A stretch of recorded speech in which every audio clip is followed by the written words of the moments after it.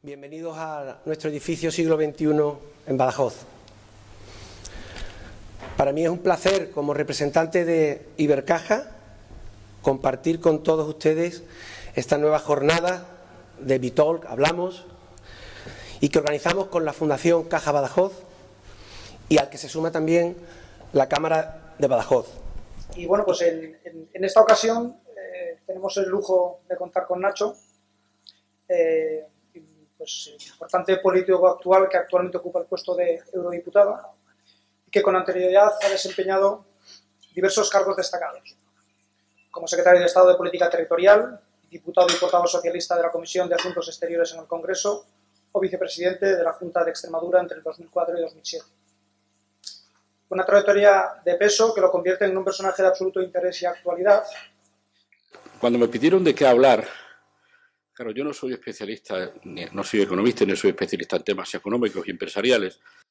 Mi trabajo en el Parlamento Europeo tiene que ver con la política exterior, pero me parecía que precisamente ese podía ser un enfoque útil para vosotros que tenéis que lidiar con temas empresariales en vuestro día a día. Yo suelo conectarme a la radio por internet, a las radios de Extremadura, y hay una publicidad de una entidad financiera que no es Ibercaja y que no es tampoco la Caja Badajoz, que dice en su publicidad: siempre al lado de nuestros clientes en estos momentos difíciles. Y esa publicidad la frase es: siempre con nuestros clientes en esta situación. Y esta situación y esa publicidad ha servido para el Brexit, ha servido para la pandemia y parece estar sirviendo también para esta situación de la crisis derivada de la guerra.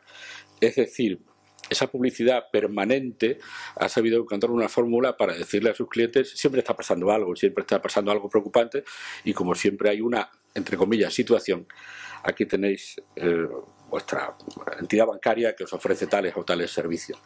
Y eso me hacía reflexionar sobre cómo encadenamos crisis de una manera cada vez más frenética y cómo también nos vamos acostumbrando las instituciones a lidiar con esas crisis. ¿Qué está pasando? ¿Por qué todavía no me ha llegado eventualmente alguna dificultad porque voy a tener que competir con importaciones de Brasil o de Argentina? ¿Y por qué no estoy teniendo las ventajas que podría tener si puedo exportar a Brasil o a Argentina? ¿Qué está pasando ahí?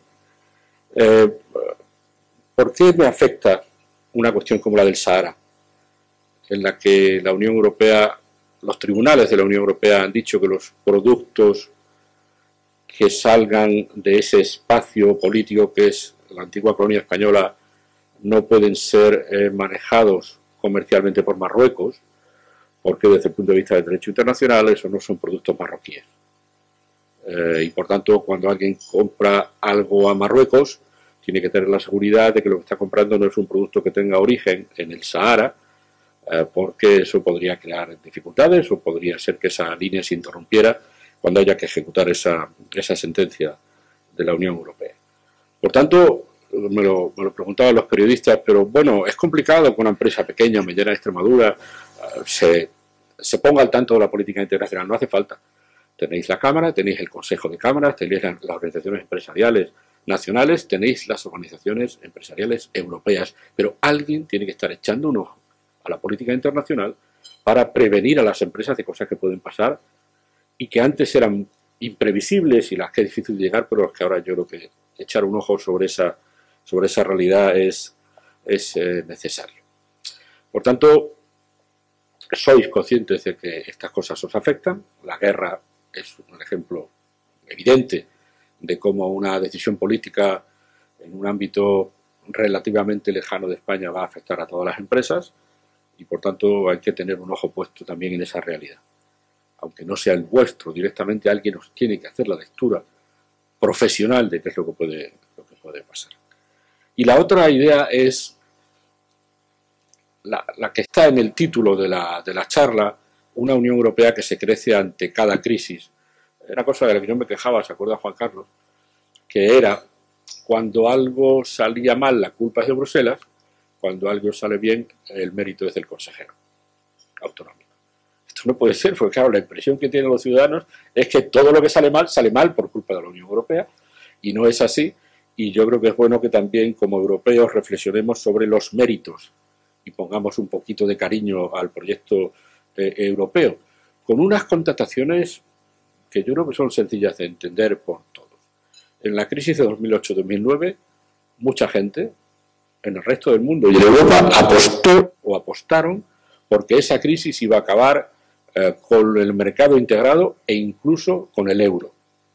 Es verdad que el euro estuvo en peligro, pero se reaccionó, y los que apostaron contra la Unión Europea perdieron.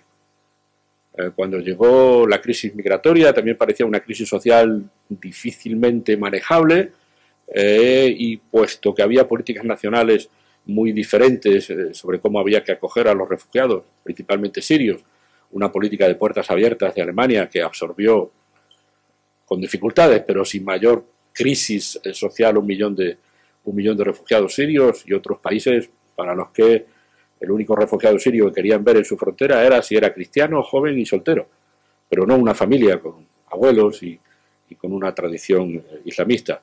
La Unión Europea supo superar esa pandemia, supo superar esa crisis, y hay que felicitarse por ello.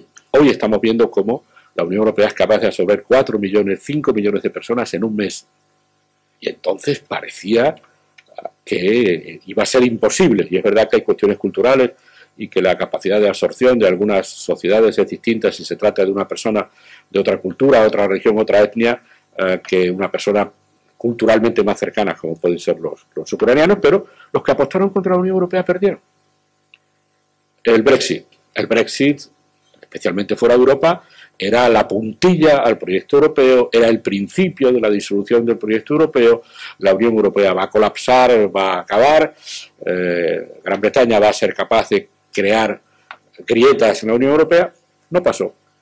Para sorpresa de muchos, y especialmente para sorpresa de Gran Bretaña, la Unión Europea se mantuvo absolutamente unida en su negociación, con un solo negociador frente a Gran Bretaña, y demostrando que nos importaba mucho más la cohesión de nuestro proyecto, puesto a prueba por esa circunstancia, que una relación mejor o peor con Gran Bretaña. Y los que apostaron contra la Unión Europea perdieron. Cuando llegó la pandemia, muchos pensaron también que la Unión Europea no sería capaz de manejarlo y que iba a haber, acordaos, una gran competencia a dentelladas por los recursos sanitarios y por las vacunas. Esa era una primera impresión. ¿Qué va a pasar? Alemania saldrá, pero ¿saldrá Bulgaria? Bueno, no pasó. La Unión Europea decidió que la escala de la amenaza era una escala que superaba las capacidades de cada gobierno y asumió dos tipos de políticas. Una completamente inesperada. La Unión Europea no está diseñada ni está dotada de capacidades jurídicas en materia de sanidad, pero lo hizo. Asumió una cosa que no estaba escrita en ningún sitio. Vamos a financiar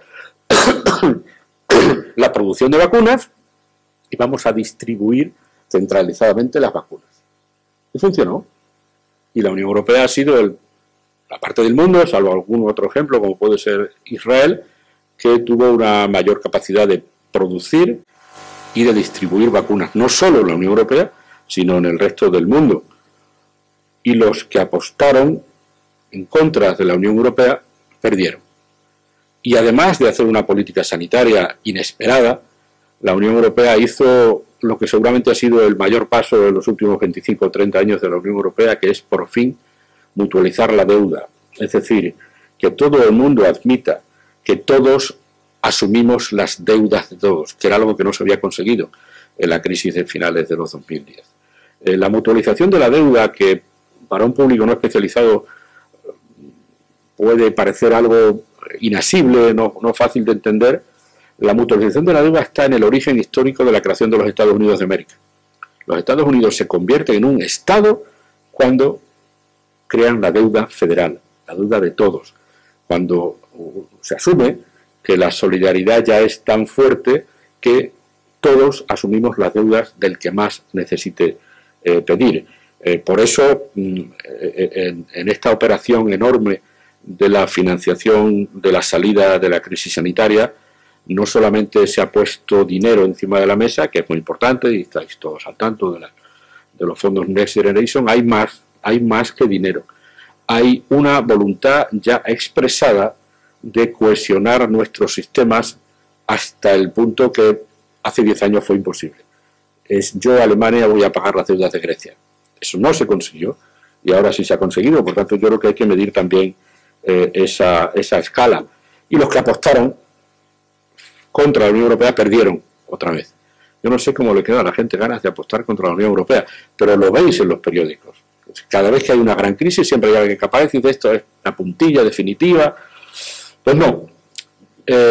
Y con la guerra de Ucrania, las 3 hipótesis de Putin no se han cumplido. La primera era una operación militar rápida, 20-25 días, tomar la capital, poner un gobierno títere al servicio de Rusia y dejar un país como tiene otras zonas rodeando Rusia, Transnistria, Abjasia, Osetia, un gobierno títere que sencillamente no molestara y tuviera clara que su dependencia política era de Rusia. La capacidad militar y el valor de la sociedad ucraniana ha echado por tierra la hipótesis de una guerra rápida, hasta tal punto que en un movimiento que se ha subrayado poco, Putin se ha visto obligado a ir a China a pedir un poquito de atención. Y eso es un fracaso enorme desde el punto de vista político. El otro doble error, el segundo error de Putin ha sido entender que la respuesta de la Unión Europea sería una respuesta parecida a la que tuvimos en Crimea, es decir, una respuesta lenta, una respuesta en la que encontrar acuerdos iba a llevar 2 meses, en la que seguramente Rusia iba a contar con que Hungría iba a enfriar los entusiasmos de los más agresivos. Esa era la hipótesis de Putin. Y por eso Putin, no era Putin, el ministro de Exteriores ruso mandó una carta a cada capital. Putin mandó 27 cartas y solo recibió una respuesta, la de Borrell. Ahí está gráficamente expresado cómo nuevamente los que apostaron por desunir a la Unión Europea en una crisis como esta han fracasado, porque esa respuesta única de Borrell marca una política unitaria hasta este momento.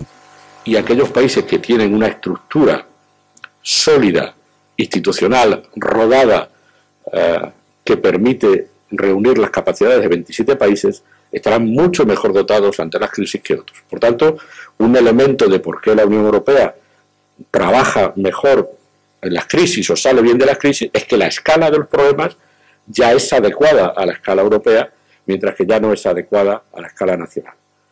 Ya hubiera sido difícil manejar la pandemia para un país potente como España, pero imaginaos Grecia o imaginaos Lituania. Hubieran estado completamente desbordados y, por tanto, estamos encontrando razones históricas para lo que hemos dicho tantas veces. Las amenazas son de una escala que ya supera las capacidades nacionales y aquellos que ya se han organizado para enfrentar esas amenazas de esa escala van a salir mucho más frecuentemente de ellas. Para eso hay que tener voluntad política de hacerlo.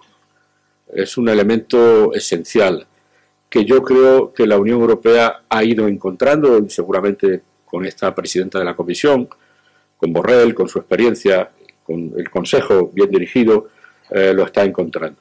El problema algunas veces era que la Unión Europea no se atrevía a dar el paso, pero estas enseñanzas sí que están sirviendo para que los dirigentes de la Unión Europea dicen, si lo hicimos en 2009, si lo hicimos con la crisis migratoria, si lo hicimos en el Brexit, si lo hicimos por la pandemia, ¿por qué no lo vamos a hacer igual ahora? Yo creo que esa voluntad política es un elemento esencial para que la Unión Europea se lance sobre las crisis y responda a las crisis dando todo lo mejor de sí. Yo también creo que aquí hay que hacer un cierto mea culpa. La Unión Europea debería tener una capacidad para prevenir las crisis. Yo creo que hemos demostrado que respondemos bien ante las crisis, pero no deberíamos tener que responder si somos capaces de prevenir lo que pueda pasar. Lo que ha pasado en Ucrania no era tan imprevisible. Había pasado en Crimea, había pasado en otros, había pasado en Georgia, había pasado con una entrada rusa en Bielorrusia que era inesperada. Alguien debía haber previsto que esto podía pasar. Los americanos nos han dicho, va a pasar, va a invadir. Y en la Unión Europea, en general, había una cierta sensación de no creerlo. Será una exageración americana.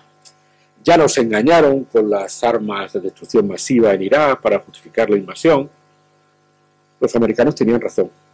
La invasión se produjo en la semana que ellos predijeron que se iba a producir la invasión. Y por tanto lo que yo quiero decir es, está muy bien que respondamos ante las crisis, pero un poquito de previsión, ¿no? Porque si otros sabían que esto podía pasar, nosotros deberíamos tener las capacidades, por lo menos, para analizar del mismo modo y saber que esto podía pasar. Y ahí habría que hablar mucho de las debilidades todavía de nuestra política exterior, que es una política exterior en la que no ha sido entregada completamente a la Unión Europea. Obviamente los Estados miembros tienen su propia política exterior y eso permite que la Unión Europea haga política exterior, pero no seguramente con toda la profundidad que lo podría. Necesitamos una diplomacia propia, de verdad. Hasta ahora hemos tenido una diplomacia prestada. Los embajadores de la Unión Europea en el mundo son embajadores diplomáticos profesionales de los países que se quedan por 4 años en la Unión Europea y vuelven a sus países. Eso está bien para empezar, pero yo creo que hay que dotarse ya de otro tipo de instrumentos si queremos ser un actor global. Y aquí hay una cosa que tiene que ver mucho con vuestro mundo. En esta cierta debilidad de la Unión Europea o esta cierta falta de escala entre la ambición de ser un actor global y los instrumentos que se tienen para ser un actor global, el gran arma de la política internacional europea es el comercio. ¿Cómo? Con una política de acuerdos comerciales que es capaz de provocar reformas en todo el mundo. Nosotros tenemos la suerte de ser un mercado de 450 millones de personas con una renta altísima en términos comparativos con el mundo y todo el mundo quiere vender aquí. Y todo el mundo quiere poner aquí sus productos y nuestra política es, si usted quiere vender aquí sus productos, tiene que hacer un acuerdo comercial conmigo y ese acuerdo comercial no crea usted que solo va a ser una cuestión sobre tarifas, cuotas o límites. Los acuerdos comerciales de la Unión Europea tienen una parte que es política. Y los países que quieren firmar un acuerdo con la Unión Europea tienen que reformar muchas cosas. Tienen que suscribir todas las convenciones internacionales de la Organización Internacional del Trabajo, es decir, tienen que proteger a los trabajadores, no puede haber trabajo infantil, tiene que haber igualdad de salarios entre hombre y mujer, tiene que haber libertad sindical, y nosotros provocamos que esos cambios se produzcan en los países con el sencillo expediente de decirle, si usted quiere vender en mi mercado, y todo el mundo quiere vender en nuestro mercado, usted tiene que reformar esta ley, tiene que crear una jurisdicción laboral, tiene que permitir una libertad de sindicatos, tiene que proteger unos salarios mínimos, tiene que prohibir el trabajo infantil. Y de ese modo, la Unión Europea ha sido más eficaz que con cualquier otro instrumento para modificar el mundo a su alrededor, porque además es unilateral. Aquí no hay una negociación, en realidad. Nosotros imponemos, con nuestra capacidad de atracción, imponemos las condiciones para que sus productos entren en este mercado. ¿Qué es lo que está pasando ahora en el mundo económico a raíz de estas crisis? Me acuerdo cuando Juan Carlos y yo y Ramón estábamos todavía haciendo el discurso de la globalización ordenada. Es decir, una globalización que permite que las cadenas de producción sean muy largas, que no importe mucho dónde se produce un elemento de un bien o de un servicio, porque hay una movilidad grande, porque hay una capacidad logística de transporte por todo el mundo y porque hay una economía globalizada y abierta que permite una movilidad de todos los factores de la producción.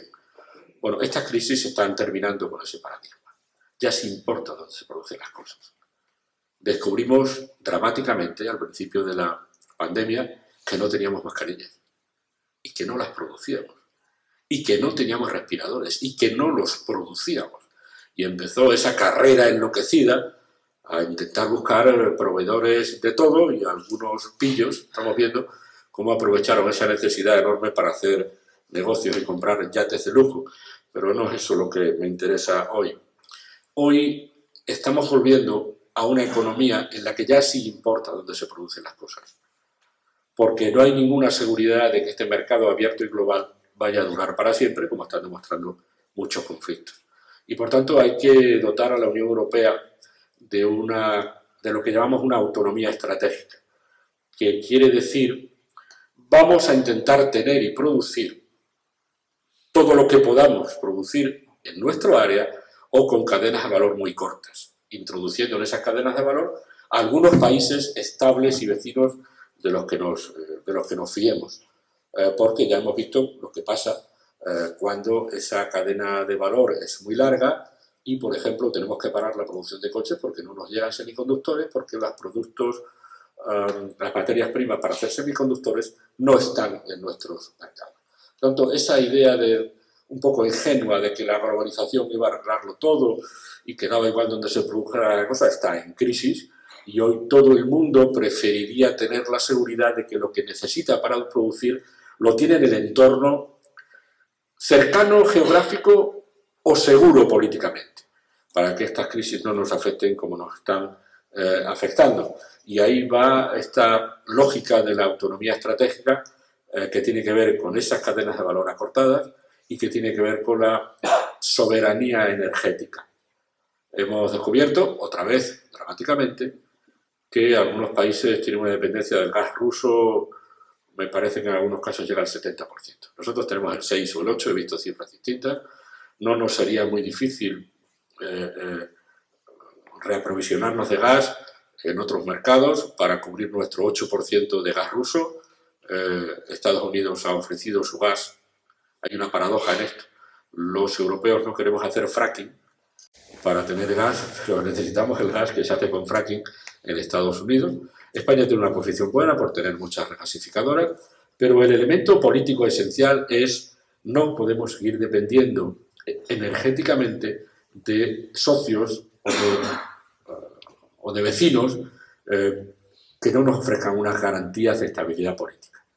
Y ahí está toda esta polémica en la que hemos estado trabajando estos días en el Parlamento Europeo sobre cómo cortar con Rusia. Hay un acuerdo esencial en que hay que cortar el petróleo y el carbón, porque aunque va a costar, no será dramático sustituirlos, pero claro, hay países, el cálculo de Alemania es un cálculo aproximado, pero un 30 o entre un 30 y un 40% de lo que necesita Alemania es gas ruso. Italia tiene una gran dependencia y eso no es fácil de sustituir. La gran batalla política ahora es, la decisión debe ser cortar con el petróleo y el carbón y el gas a medio término. La posición del Parlamento Europeo ha sido que hay que cortar con todo, es una posición política, pero yo entiendo que los países no están preparados para ello. Por tanto, acortar cadenas de valor, yo no sé si estamos volviendo a cierto proteccionismo, pero al menos sí que tenemos que tener la garantía de que este tipo de crisis no nos deje en la situación que nos dejaron al principio de la pandemia o ahora, y por tanto estamos aprendiendo lecciones de lo que Borrell llama el lenguaje del poder. La Unión Europea ya no es una señora de mediana edad amable que le habla al oído al mundo queriendo convencerle. La Unión Europea tiene que aparecer con una capacidad, incluida la militar, que tiene que ser diferente de la que ha sido hasta ahora, y estas crisis nos están enseñando a ello. No sé cómo voy de tiempo, estoy pasando, termino. Esta crisis de Ucrania, que repito, tenía que haber estado prevista, va a tener consecuencias sobre todo el mundo, ya las está teniendo. En primer lugar, obviamente, por los países que requieren productos que venían de Rusia y de Ucrania.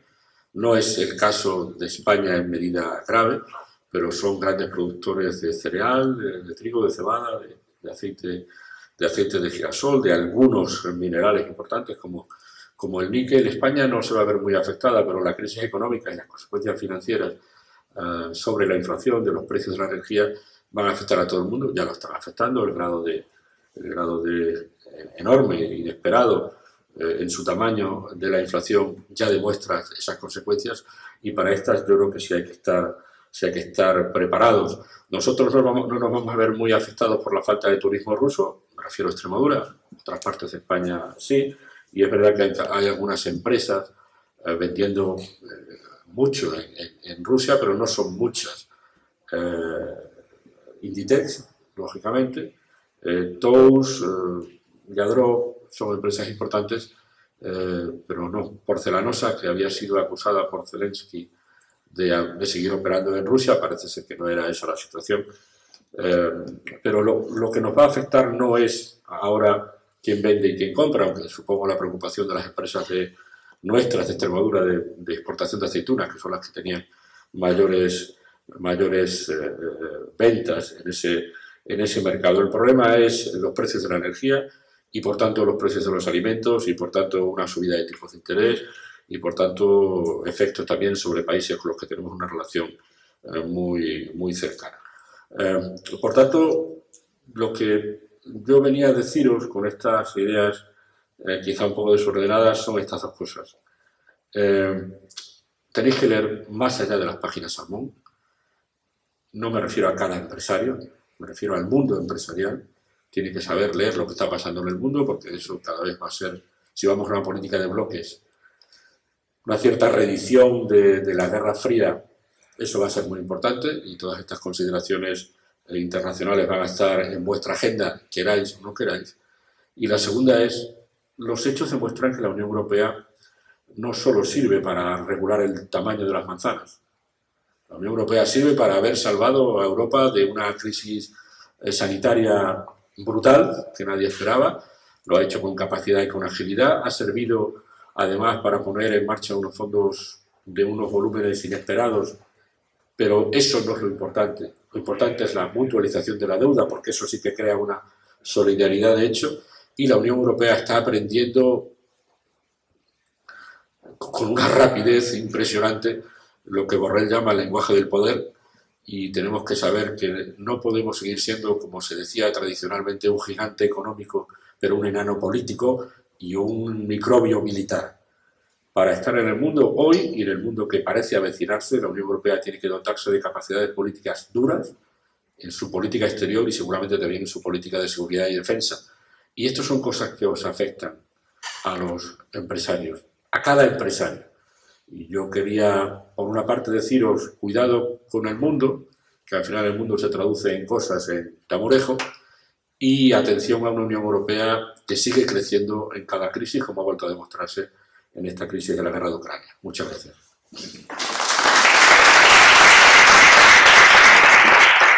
Sí, gracias, Alex. Efectivamente, es decir, Europa era un sitio donde se producían Audis y el trigo lo comprábamos fuera.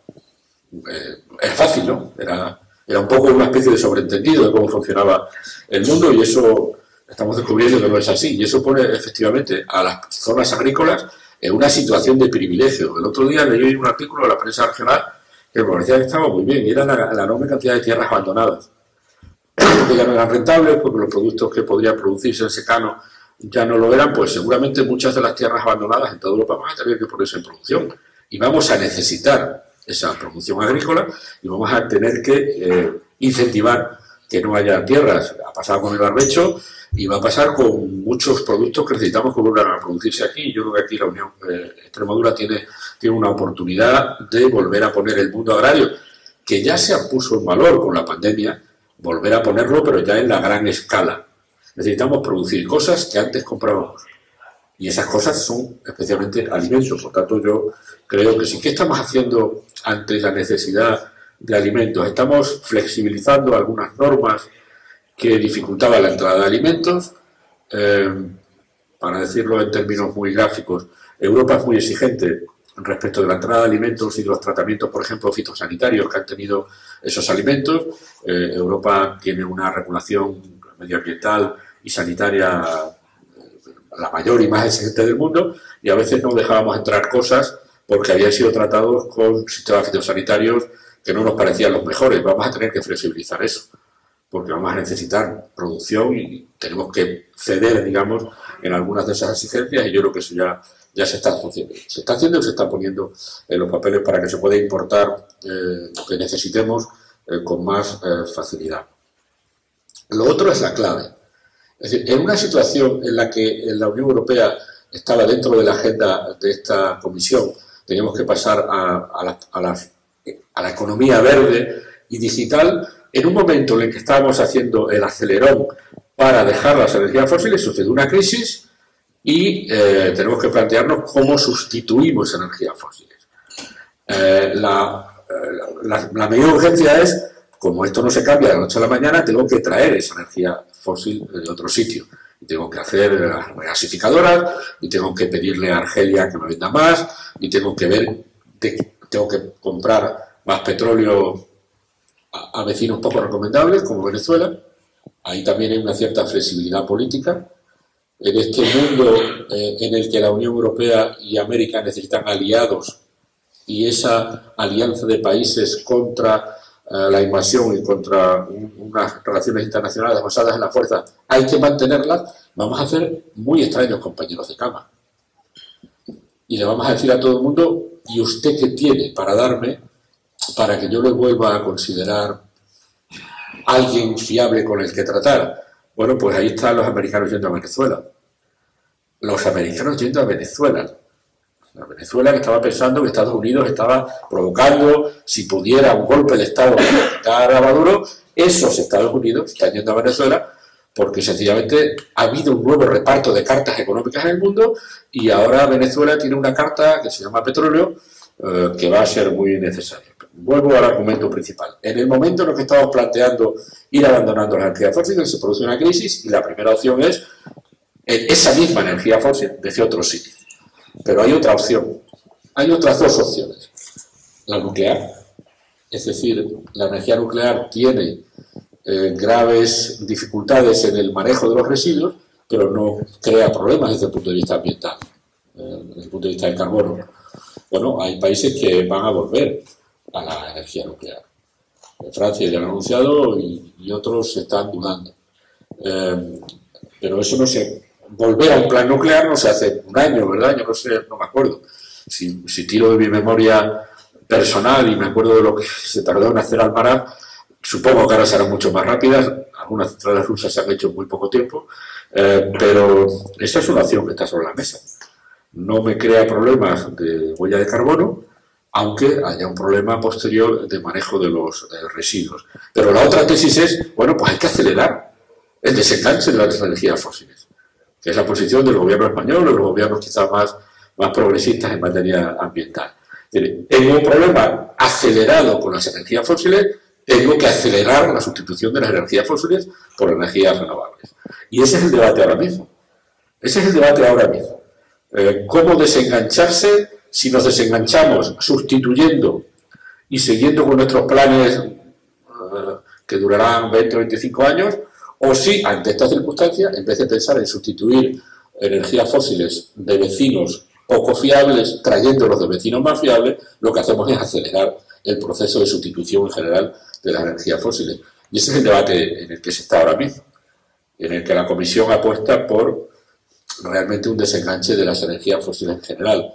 Y aunque todo el mundo entienda que desengancharse del gas, especialmente países que pueden depender un 50, un 60, un 70, del ruso me refiero, no lo pueden hacer en 15 días, que se comprometan a hacerlo a medio término. Por lo tanto, veis aquí cómo se mezclan las consideraciones políticas con estas cuestiones económicas del día a día. Es decir, ahora Venezuela es un socio con el que tengo que sentarme, y ahora Rusia, que ha sido un proveedor fiable desde el punto de vista de su capacidad de producción y de precios, ya no lo es, y tengo que cambiar todo. Por eso, otro argumento más para decir, hay que leer las páginas internacionales de los periódicos cuando uno quiere saber lo que va a pasar en su empresa de exportación de aceitunas. La posición de Europa, de esta comisión y de este periodo de la política europea sobre la energía verde es obvio, ha sido una apuesta que solo se paró o se suspendió por la pandemia.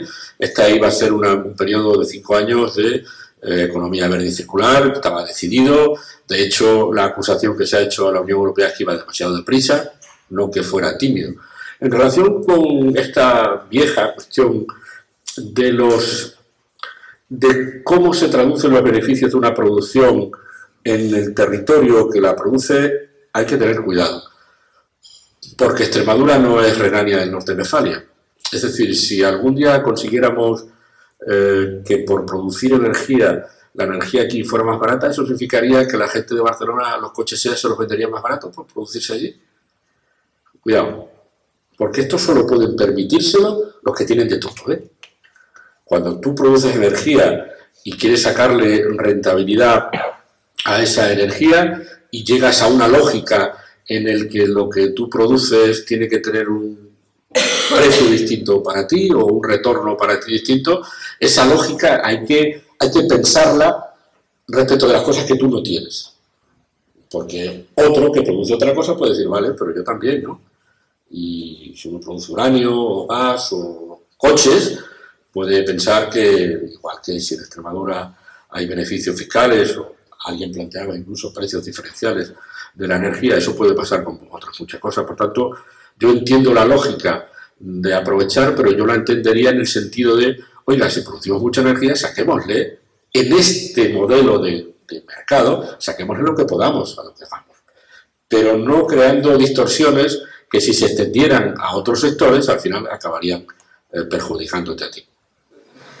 Bueno, gracias Juan Carlos. Yo, a la hora de explicar o de intentar explicar cosas políticas con sencillez he tenido el mejor maestro, que eres tú, por tanto, algo se me ha pegado. Espero. Y gracias por tu entonces. Yo estoy de acuerdo, claro, el precio de transporte de la energía es un precio que asume el consumidor final del mismo modo en un sitio que en otro. Me parece que ahí hay todo un campo para explorar en el sentido que tú decías. Sobre el tema de las renovables y las planchas fotovoltaicas, no tengo una información muy directa de lo que está pasando en Extremadura, salvo que recibo continuamente información de que se abren nuevas bueno, nadie esperaba que el futuro de Extremadura hace un año pudiera ser volver a poner todo el secano a producir. Estas cosas pasan y hay que improvisarlas. Y es verdad que tenemos no sé qué porcentaje de superficie, Rafa lo sabrá, un porcentaje ya notable de superficie ocupado por este tipo de instalaciones. Pero por lo que yo he visto hay una enorme cantidad de tierra sin cultivar en Extremadura. Todavía. Tampoco tengo una conciencia clara de que se esté poniendo en los mejores sitios. No sé cuál es la lógica de las empresas a la hora de elegir en los sitios, porque el grado de solarización o de como se llame las horas de sol debe ser similar en uno o en otro. Y supongo que lo lógico será comprar terrenos más baratos. Pero la verdad es que no lo conozco. Pero tienes razón, ahora se produce una contradicción. Lo lógico era, o lo sensato económicamente era poner plantas de producción porque hacían falta y porque aquí hay capacidad de producción y porque hay horas de sol, etc. Y ahora va a hacer falta trigo y cebada. Y seguramente tenemos que encontrar nuestro hueco ahí. Pero bueno, diversificar tampoco es malo. Depender solo del alicatado, como tú dices, sería malo y volver a una economía demasiado primarizada o denominada agrícola también sería malo. O sea que yo creo que, bueno, aquí hay un nicho de oportunidad para nuevas actividades económicas en la región, tradicionales actividades económicas y agrícolas en la región que yo creo que hay que explorar. Pero oye, aquí está Rafa y Rosa, que son los que, Ramón, que son los que están aquí. Bueno, Merkel ha sido una líder. Merkel ha sido una líder porque era Alemania, pero no solo porque era Alemania, porque ella tenía una fibra moral extraordinaria. Por lo que fuera, por su educación religiosa, por haber vivido en la Alemania del Este. Merkel no era solo potente porque era la canciller alemana, como ahora lo es Scholz. Era potente porque a lo largo del tiempo se ha convertido en una especie de líder moral y su gran digamos, lección para todo el mundo es, siendo una líder conservadora, la política de puertas abiertas en la crisis de refugiados sirios del año 15. Es decir, eso era inesperado en un líder conservador que sabe que depende de votantes que no son particularmente proclives a una política de apertura de fronteras. Ella, frente a sus votantes, y le costó un disgusto en las siguientes elecciones, hizo una política. Por lo tanto, había un elemento personal. Yo creo que la única persona que ahora lidera la Unión Europea en el sentido en el que pudo hacerlo la Merkel es Ursula von der Leyen. Y eso también significa algo. Eso significa que el foco en Europa ya no está en lo que decíamos tú y yo hace muchos años. Kohl, Felipe, Mitterrand. Ahora de repente el foco ya es la gente que está en Bruselas, en las instituciones europeas. Empezando en aquella época por Delors. Pero claro, es bueno que ahora cuando buscamos líderes no busquemos en las capitales, sino que busquemos donde el poder se está trasladando a bocanadas, que es a Bruselas. Y en este momento yo creo que Ursula von der Leyen, que es una mujer de un perfil distinto, también está demostrando una cierta entereza para separarse de una lógica solamente alemana y para aparecer como una líder. En el Parlamento, no digo que lo hace muy bien, hacer muy bien depende de habilidades oratorias. No, en el Parlamento se muestra como una persona que tiene una idea en la cabeza de lo que quiere para Europa. Pepe Borrell, muy querido nuestro, tiene un problema, que es que todo el mundo le hace la política exterior, cosa que a mí me molesta especialmente. Porque en el año 19, cuando los líderes se reunieron en Osaka, todos los países del mundo sacaron 3 fotos, del mismo tamaño. Charles Michel, un liberal, la señora von der Leyen, una conservadora, y el señor Borrell, un socialista. Y ese era el ticket y el equilibrio político para los próximos 5 años.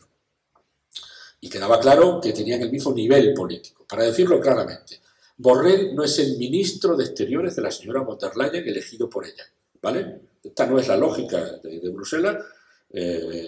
Borrell no es el ministro que ella ha designado. Borrell ha sido designado al mismo tiempo que ella por los líderes de la Unión Europea. Y la hiperactividad, en mi opinión, tanto de Michel como de von der Leyen en política exterior, no está dejando a Borrell hacer un papel para el que había sido elegido como representante en esa terna de los socialistas europeos, y ese es un problema que tenemos que lidiar. Pero yo en la Unión Europea ahora veo a Ursula von der Leyen y a Macron, que va a empezar su segundo mandato, que siempre ha tenido un discurso muy europeísta, pero yo el discurso europeísta de Macron me lo creeré cuando él diga: mi silla en el Consejo de Seguridad de la Unión Europea, yo quiero que sea una silla de la Unión Europea en 10 años. Ahí sí me creeré yo a Macron. Dando charlas en la Sorbona, todo el mundo hace mucha ropa, yo incluido. Cuando hay que dar trigo es cuando dice: yo qué, ¿a usted no le parece que siendo la Unión Europea un actor global acreditado, teniendo una política exterior, siendo un actor con el que se cuenta en el mundo, no tiene sentido que no tenga una silla en el Consejo de Seguridad de la Unión Europea? Perdón, en el Consejo de Seguridad de Naciones Unidas. Ese es un problema no para la Unión Europea, yo lo he dicho. Es decir, que la Unión Europea no tenga una silla en el Consejo de Seguridad no es un problema para la Unión Europea, es un problema para la ONU. Porque la ONU no estará recogiendo lo que hay en el mundo. Y en el mundo hay un actor que se llama Unión Europea. Y si usted no le tiene sentado donde hay que tenerle, el problema no es de la Unión Europea, que va a seguir haciendo lo que tenga que hacer. El problema es suyo, que se está quedando viejito. Y no se están dando cuenta de que se está quedando viejito. Y, bueno, digamos, el papel deslucido de Naciones Unidas en esta crisis de Ucrania demuestra un poco la fatiga de materiales de Naciones Unidas. Ursula von der Leyen y Macron. A mí me satisface mucho que Pedro Sánchez haya hecho una cosa que no habían hecho los presidentes españoles. Que yo tengo una cosa en mi agenda y me voy a venderla por las capitales. Eso con Rajoy nunca pasó. A Rajoy los asuntos europeos le aburrían. Yo me imagino cuando llegaban allí a la Moncloa y decían: presidente, que hay que ir otra vez a Bruselas, por Dios. Era un hombre a quien esto no le gustaba. Nosotros pudimos ocupar la silla británica por mera incomparecencia y Rajoy fue invitado a una cumbre en Versalles en la que los 4 grandes, entre los que ya estaba España, se sentaban, una vez que desapareció de la foto Gran Bretaña, pero no continuamos esa política. Y a mí me agrada mucho que Pedro Sánchez, junto con el primer ministro Costa, hayan conseguido lo que han conseguido en materia de diferenciación de precios energéticos, yéndose a negociar a todos sitios, que es una cosa que los presidentes españoles no hacían. Los presidentes españoles iban al Congreso y decían, esta es la posición española, voy a defender esto, voy a defender lo otro, y venían y lo conseguían o no lo conseguían. No, lo que hay que hacer es coger el avión. Hay que coger el avión, revisitar 5, 6, 7, 8 capitales, ir creando ambiente para lo que tú quieras hacer, ir a Bruselas, como se ha ido la última vez, amenazando uno con levantarse y diciéndole a los colegas, no hagáis maletas, porque esto va a durar hasta el domingo por la mañana, y al final consigues lo que sea a determinada hora de la noche. Es decir, esa actitud me parece buena, pero Pedro Sánchez lleva muy poco tiempo en el gobierno, tiene un gobierno de coalición, todavía no puede aparecer como un gran líder europeo como es Macron o como es, en mi opinión, Ursula von der Leyen. Pero esas son las figuras que veo. Pero no es malo, o sea, no es malo. Sí es malo que no haya grandes políticos en general en la Unión Europea, o por lo menos que no lo haya del nivel que hablamos de Kohl, Delors, Mitterrand, Felipe González.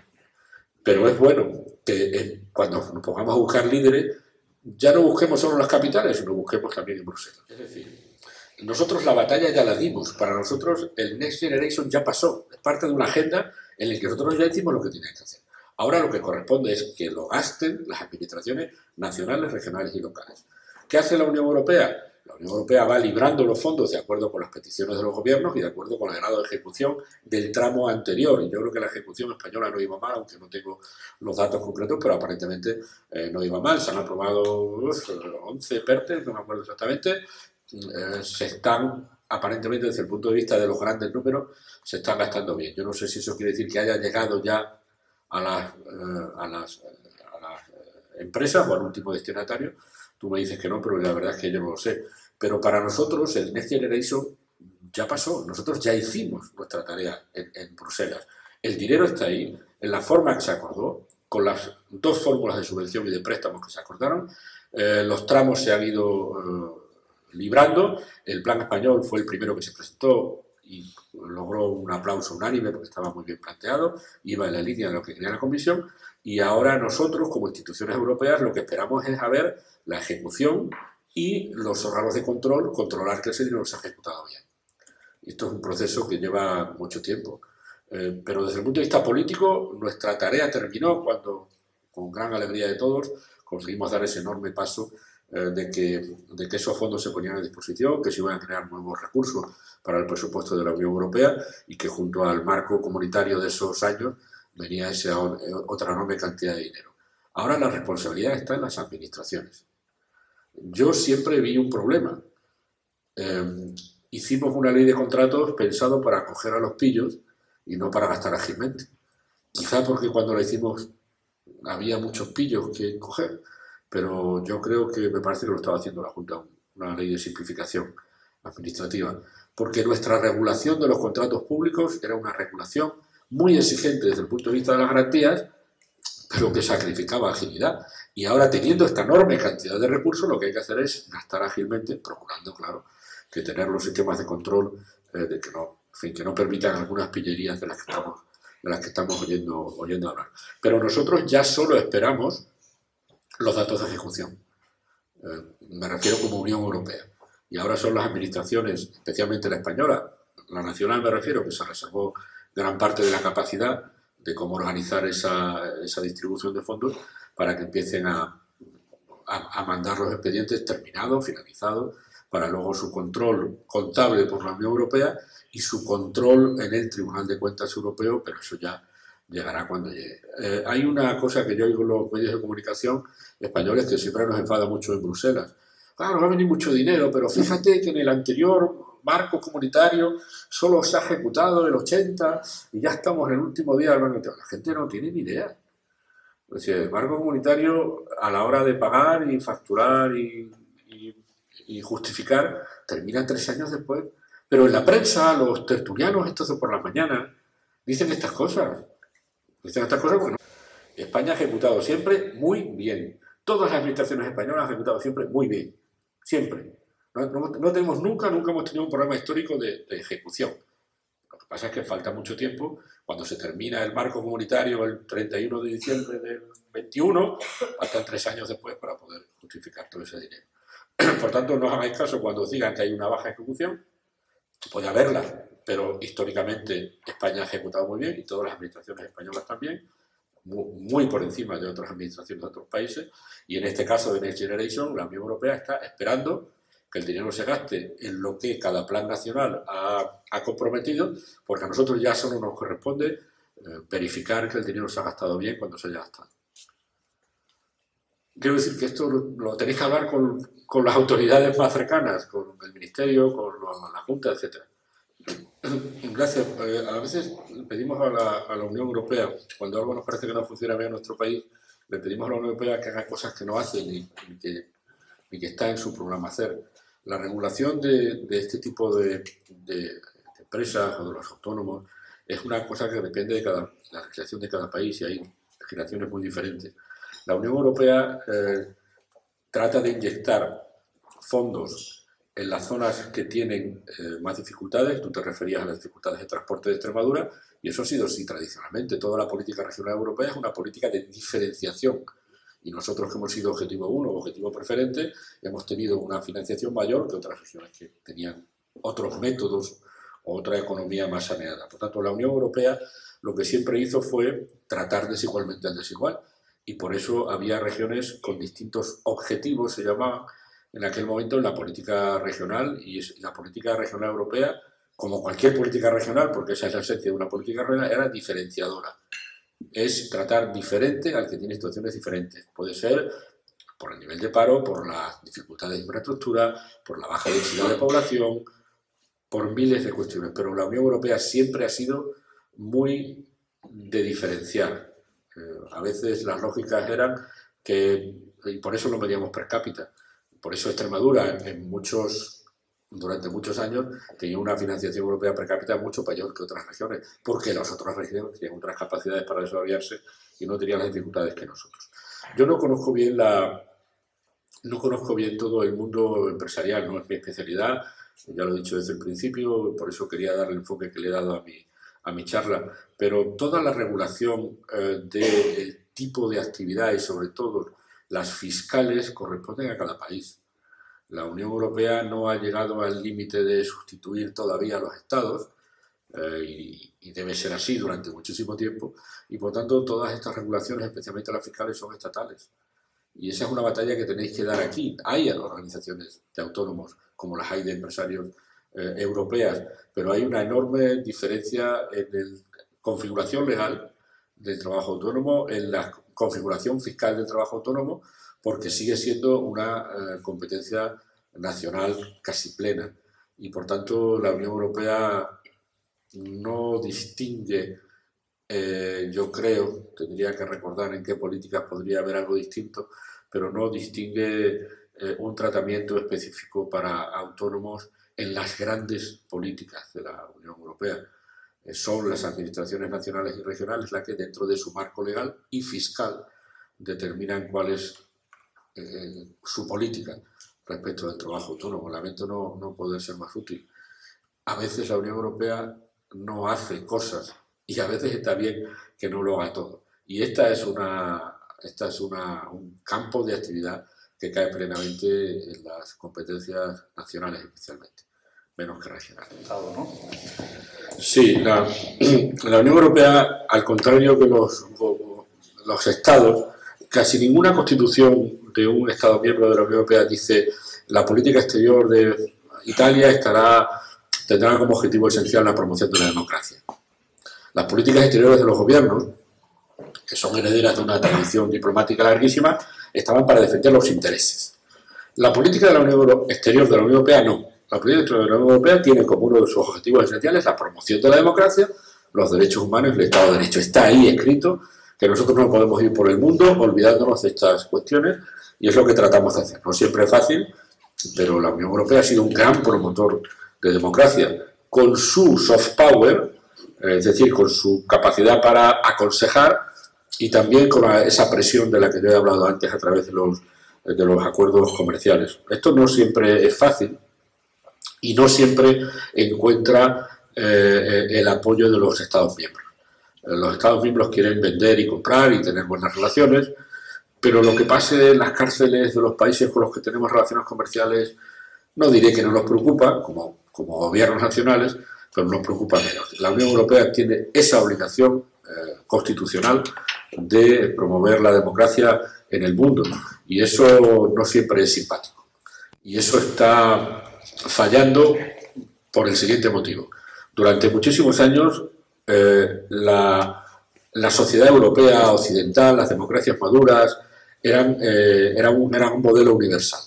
Cuando tú ibas por el mundo, los gobernantes te decían: yo quiero ser como usted, pero mire, tengo un problema religioso, tengo un problema étnico, mi estructura económica no me da para eso, permítame primero desarrollarme económicamente y luego ya la democracia vendrá.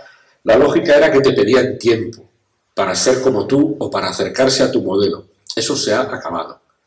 La Unión Europea ya no puede aconsejar al oído, porque esos países, gracias a influencias como la de China y lo de Rusia, están muy seguros en sus modelos.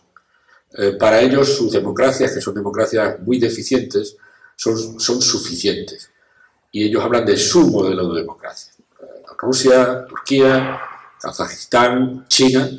Es decir, no son países que vayan más deprisa o más despacio hacia un modelo democrático tipo occidental, sino que ellos han decidido que su modelo está ahí y ahí se queda. Y a partir de ahí nuestra capacidad para influir ha disminuido. Porque tú tienes capacidad de influencia si el interlocutor quiere ser como tú y tú le dices cómo se llega a ser como tú. Si tu interlocutor ya no tiene ningún interés en ser como tú y le basta con que haya un simulacro de elecciones para elegir un hombre fuerte, siempre hombre, y a partir de ahí no hay parlamento, no hay check and balance, no hay democracia, no hay derechos personales, porque todo se basa en que yo he sido elegido por las urnas, a pesar de que las elecciones sean muy deficientes, pues tu capacidad de influir disminuye. Y por tanto, la capacidad de promover la democracia por parte de la Unión Europea se ha erosionado mucho. Porque al no ser el modelo, ¿qué le ofreces a una sociedad que ha decidido que ya no quiere ser como tú? Es decir, que es que no le interesa que las personas homosexuales tengan los mismos derechos que el resto de las personas, que no le interesa que los trabajadores tengan derecho a huelga o a protestar, que no le interesa que haya una prensa libre, porque ya con una televisión pública que le saque al líder 5 veces al día es suficiente. ¿Cómo promueves la democracia? La única manera es defendiendo a las sociedades civiles. Y lo que hacemos, lo que tratamos de hacer es reforzar a la sociedad civil. Por eso le damos un premio Sájarov a Navalny. Y por eso tratamos de que las organizaciones de derechos humanos en los países con problemas tengan financiación europea, porque no podemos influir ya en los gobernantes, intentamos mantener al menos en la sociedad civil la capacidad para que sean críticos respecto de esos gobiernos. Y aquí viene ese gran debate. Si mi política exterior ya no puede basarse en el consejo al oído, pues tendrá que basarse en esas otras cosas de las que estamos hablando, ¿no? Una capacidad militar, una capacidad de presión, una capacidad de presión económica y comercial que te permita que el mundo sea mejor. ¿Y por qué la Unión Europea se pone como obligación que el mundo sea mejor? ¿Por qué de repente tiene que hacer algo diferente de lo que hace Francia, que es defender sus intereses? Por un motivo muy sencillo. Un mundo de democracias es un mundo más previsible y más seguro. Un mundo de democracias es un mundo más previsible y más seguro para todos. Hay menos sorpresas en un ámbito democrático, por ejemplo, como el de la Unión Europea. Por tanto, cuando promovemos la democracia, lo hacemos porque nos creemos la agenda de derechos humanos, pero también porque nos permite manejarnos en el mundo mucho mejor. Un elemento esencial de la vida internacional es la previsibilidad. Los países democráticos son previsibles.